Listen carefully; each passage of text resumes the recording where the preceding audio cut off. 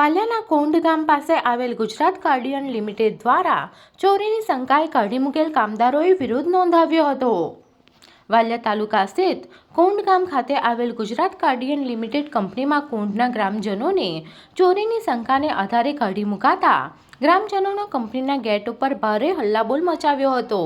આ ઘટનાની જાણ થતાં વાલિયા પોલીસ સ્ટેશનના સ્ટાફ પણ ઘટના સ્થળે દોડી જઈ કોઈ અન્ય ઘટના ન બને તે માટે બંદોબસ્ત ગોઠવી દેવામાં આવ્યો હતો। આ અંગે ગુજરાત ગાર્ડિયનનો મેનેજમેન્ટ કોઈ પણ વાત કરવા સહમત ન થતાં આવનારા દિવસોમાં ગ્રામજનોએ ભૂખ હડતાલ પર ઉતરવાની પણ તૈયારી દર્શાવવામાં આવી હતી। કિરણભાઈ વસાવા, ગૌતમભાઈ દેસાઈ, માંજીતભાઈ પટેલ સહિત ગ્રામજનો તેમજ ગાર્ડિયન કંપનીના છૂટા કરાયેલ કર્મચારી સાથે માંગણીઓ કરવામાં આવી હતી। આ અંગે છેવટે ગુજરાત ગાર્ડિયન કંપનીને કોન્ટ્રાક્ટર દ્વારા 7 દિવસો સાથે વાટાઘાટો બાદ 6 દિવસનો કંપની મેનેજમેન્ટ દ્વારા સમય અપાતા કર્મચારીઓ પોતાના આંદોલન સમિતિ લીધું હતું।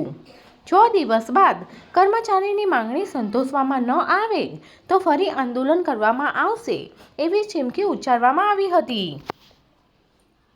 92થી લઈને અમારા ગામમાં અત્યાર સુધીના રેકોર્ડમાં કોઈ દિવસ કોઈ એક વ્યક્તિ પણ કંપની પર ગેટ પર આવ્યો નથી। અમારા ગામના 4 છોકરાઓ જે તે લોકોને 5 વર્ષથી 6 વર્ષથી એક ભાઈ તો 29 વર્ષથી જોબ કરતા હતા। એ લોકોના ચોરીના શંકાના દાયરામાં એ લોકોને છેલ્લા 4-5 મહિનાથી કંપનીએ વગર કારણોસર કાઢી મૂકેલા છે। તો અમારી બસ એ જ રજૂઆત છે કે ભાઈ આ લોકોને કંપની પર નોકરી રાખો ને એ લોકોને જે કાઢેલા છે એ સમયથી એ લોકોને આજ સુધી પગાર આપો ને આ નિરાકરણ નહીં આવશે તો આવનાર સમયમાં અમે આ લોકોને આહ્વાન કરશું ને મોટા પ્રમાણમાં અમે આવીને પ્રદર્શન કરશું। તમારા આવ્યા બાદ કોઈ મેનેજમેન્ટ તમે કોઈ રજૂઆત કરી છે, કોઈ આવ્યા છે ગેટો મળવા માટે? મેનેજમેન્ટ અમારી સાથે કોઈ વાતચીત હજુ થઈ નથી। કોન્ટ્રાક્ટરને આગળ કરે છે। કોન્ટ્રાક્ટર કહે છે કે ભાઈ બીજી કંપનીમાં પણ અમારી માંગણી એ જ છે ને 4 છોકરાઓની પણ માંગણી એ છે કે ભાઈ આપણા છોકરાઓને આ જ કંપની પર રાખો।